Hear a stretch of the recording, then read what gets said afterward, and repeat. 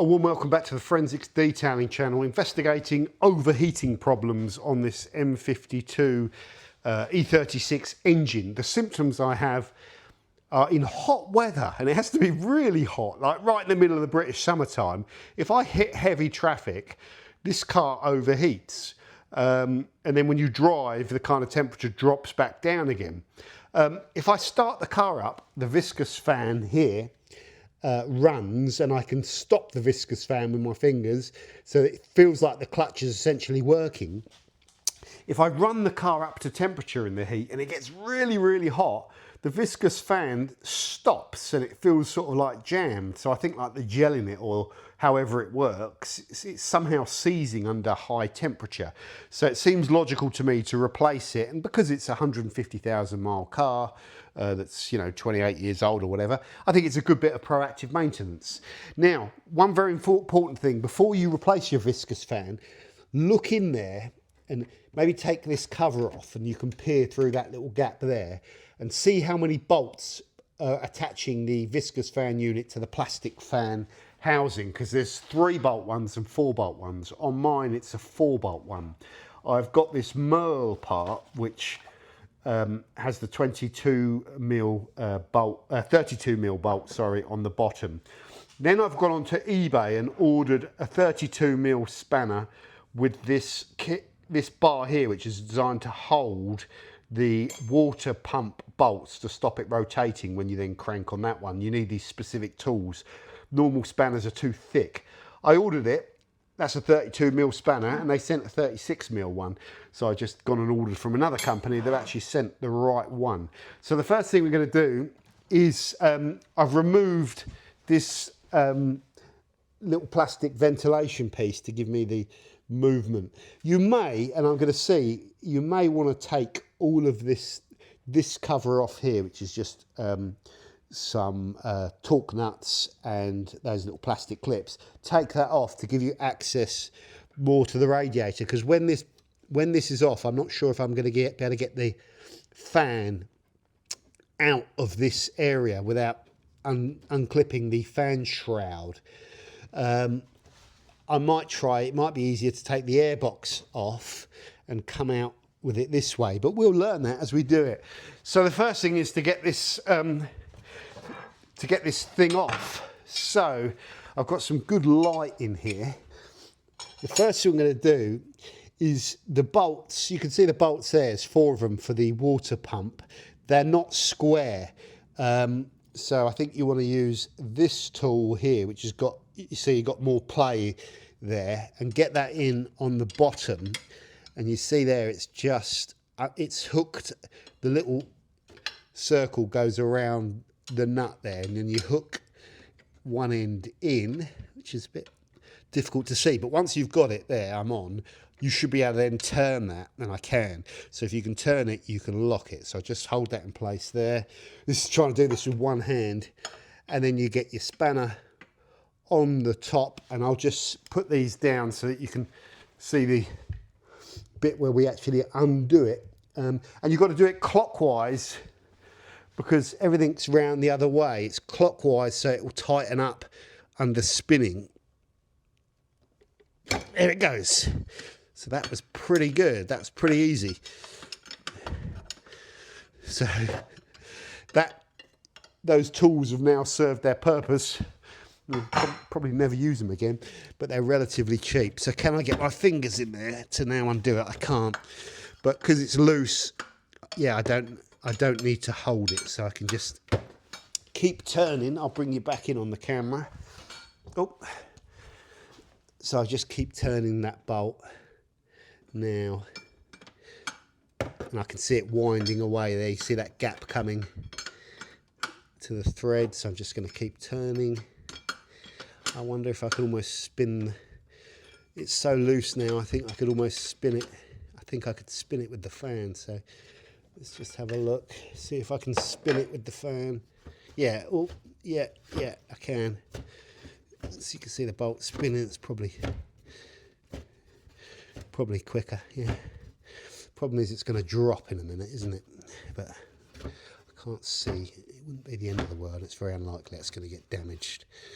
But if you had two hands, you would be holding, ready to catch it. If you're clever, you'd put something underneath it. It's going to drop in a minute. I'm hopeful the thread will just... Oh, that's what I didn't want to happen. There we go. So I reckon I can get that out, guys. So let me just fish that out now. I think I would be able to fish that out. The fact it was able to drop tells me there's going to be a bit of a gap.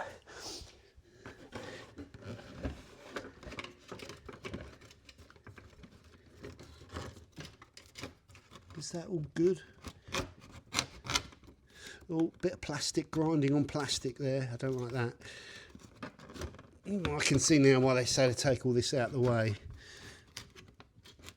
How tight is that? I think I could probably get it out the bottom, actually.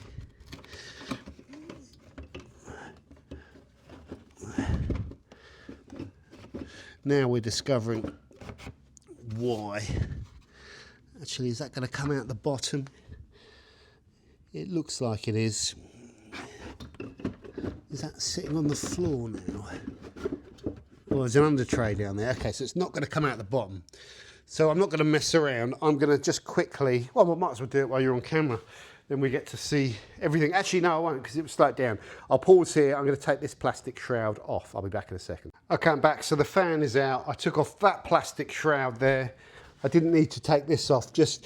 It's a tight fit, but when it comes up, just wiggle left and right and make sure you get the fans out here and just go left and right, and then it eventually frees and just comes out quite easily. But if it doesn't, then perhaps take that off, but I didn't want to. So the next thing we've got to do now is we're going to unscrew this, and it looks like it's 4 Allen bolts. So let's have a look. I think we're down here at this. Looks like a size maybe a bit bigger than this, but let's have a look. Put this down.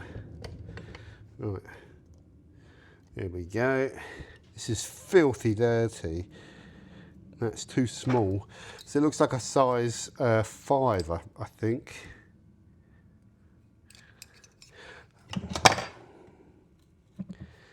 Yes, size 5, very dirty. Very dirty in there. Just don't want to break anything, so I'm just going to... Careful, they're a little bit corroded, so it's like the Allen key doesn't... Oh yeah, that's tight. Oh, there it goes. Whew, look how dirty it is. So you probably want to glove up for this job. Yeah. I'm not worried about these bolts. In fact, all that grease on the bolts is probably going to protect them from corrosion. But we'll just take these off. So I don't know if any of these jobs are like there's a risk involved with... Jeez. Jesus. You want to keep the new fan this way up as well, because all the gel goes to... You don't want the gel going the other way. So I don't think it's a major problem, but... Right, let's get this one in here. Just rock it, like rock it. Get on the end, get a bit of that leverage. Just rock. There we go. There we go. So they've been in there for a long time. Very good quality though. Most of the things on these BMWs actually are good quality on these E36s. I'm just mindful I don't want to break the fan. The plastics have been through seen so much action in there. So the bit I'm mindful of doing this job is just wrenching on this plastic too much. So I'm trying to let... Oh, jeez. Trying to let this do the work.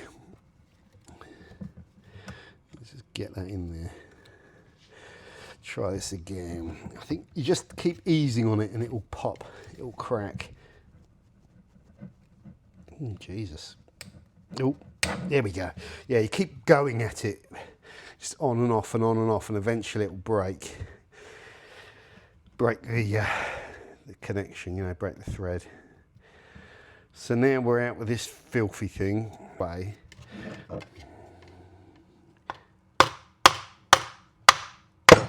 There we go. So it comes out by tapping down that way.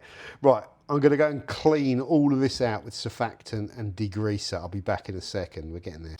Okay, I'm back. This was all full of slime, which is probably the gel out of the clutch or something, but all too slimy in here, so I've all degreased it. A bit of corrosion there, so before we put the new fan in, I'm just going to put some Hydrate 80, which is like a rust converter. Lid.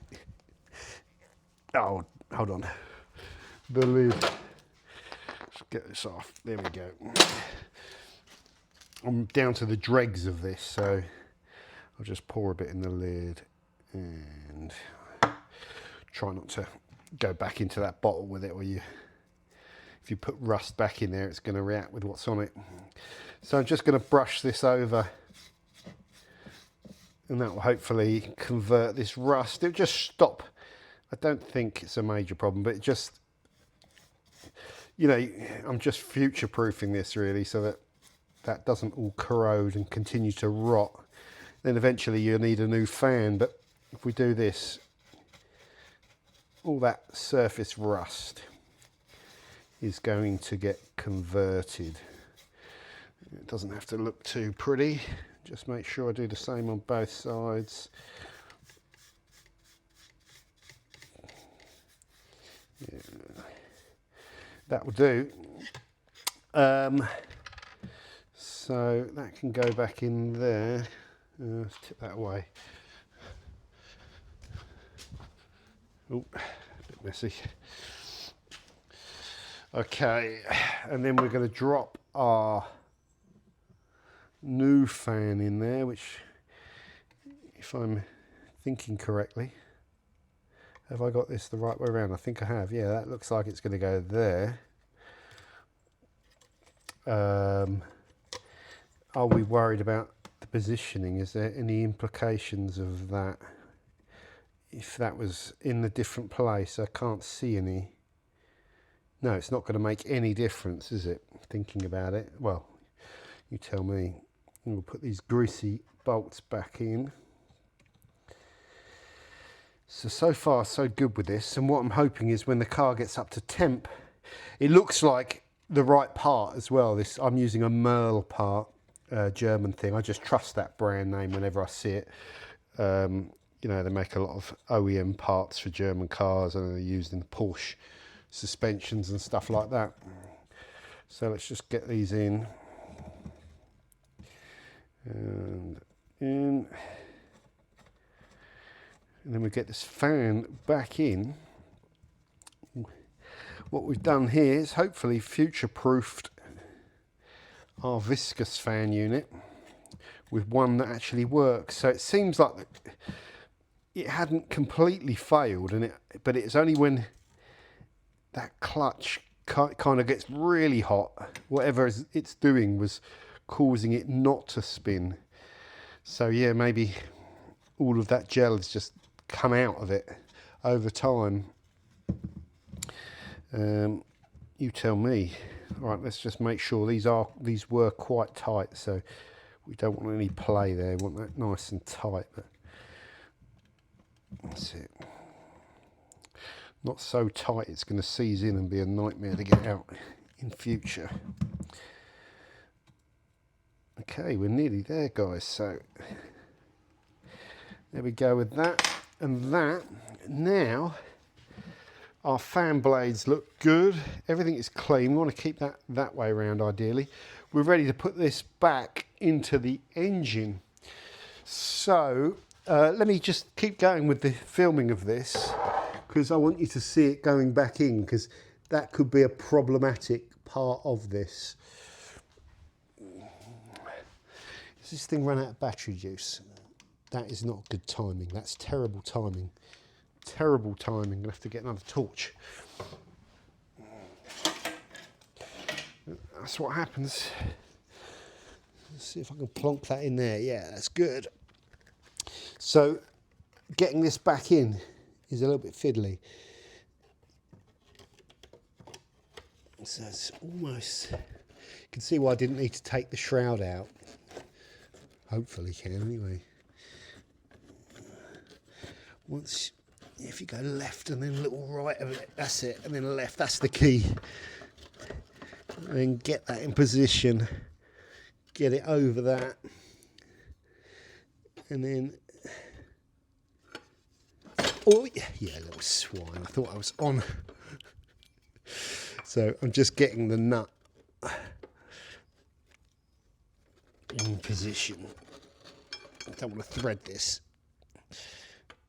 Oh, I'm doing it the wrong way. That's why it came off. We go this way, haven't I? Right, that's on. So that's just, you get that on nice and loose. So I'll just show you what's going down.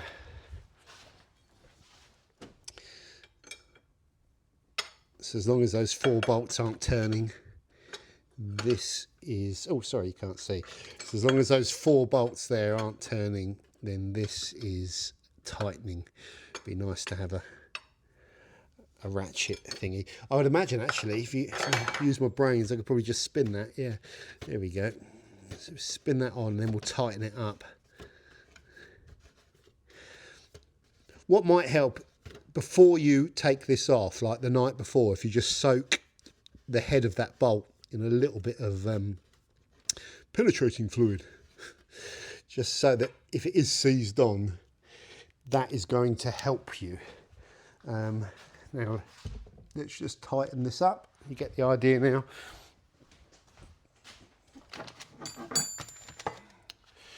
Make sure we got the right one. And keep, the other tip is to get the bolts, the water pump bolts, get them lengthways apart. Don't have the close ones on top when you're looking down, so that it's the biggest gap. Then you can get this holding spanner in, you know, this holding tool in the right place. That's not going to come off because it's only ever going to spin in one direction. That's going to tighten it. So that should do. So there we have installed the new viscous fan. Or this, oh, that feels different. So the one that was in there that was shot was a lot freer spinning with no power. This, I can feel the friction, so I could probably spin the old one. Let's start the car up. And see, so now basically when this gets up to temperature and it's roasting hot, that fan should actually be like working at its best rather than not working and keeping the engine cooler. And so I shouldn't get any more overheating. If I am getting overheating still and the viscous fan is operating properly at high speed when it's heating up, probably the next step for me would be to drop the coolant and take off that housing piece there, there's plastic housing, and inside of that is a thermostat. And just as a bit of proactive maintenance, perhaps as well, put a new thermostat in it, which wouldn't be too difficult to do. It's always a bit of a pain dropping the coolant on these, bleeding them. But it's all doable. Yeah, this is, I think with these cars, this is all part of the joy. It's almost like a triumph, I think, when you, right, there we go, we're in neutral. When I get too much grease everywhere. Let's just start this up. Turn that off. Turn this thing off. Get off. Aircon's the next thing. Might try and bodge it myself. So with this viscous fan, don't attempt to do this, but yeah, okay, it's much better, okay. I can stop that fan if I want to, but it will require like a microfiber cloth and go in a bit braver and it will stop. Yeah, I'm not going to do it with this. The old one, the old fan spun fine, but it was spinning a lot slower than that, and you could stop it with your hand. But I always felt, let me just turn the car off. I always felt, let's just turn that off. I didn't know. So My check was when I checked this ages ago and I ruled out the viscous fan, and someone put it in the comments and it got me thinking. So the viscous fan always ran. I could stop it, spin it backwards, and then it would engage and then spin and work. And if I accelerated on the accelerator pedal, the viscous fan would seem to speed up a little bit more. And at that point I thought, my viscous fan's working, it's fine. But it wasn't. It was when it got really hot, as we said, it would seize. But the difference with this brand new fan is it's spinning a lot quicker. It's spinning a lot quicker on cold startup. It's got a lot more power to it, you know, by default, harder to stop. It feels much more heavier in the, yeah, it's much heavier. So it should be quite, you shouldn't get any spin off it. That's what it should be like. Make sure your fan's all not bent and all that sort of stuff, so the fan spins true, which it seemed to be doing. So there we go, guys. That should be the end of my overheating woes. That's a very easy job, isn't it? It's a bit of a messy job. If yours is full up, if your fan is all full up with slimy fluid all on the inside, then it's probably this thing that's gone.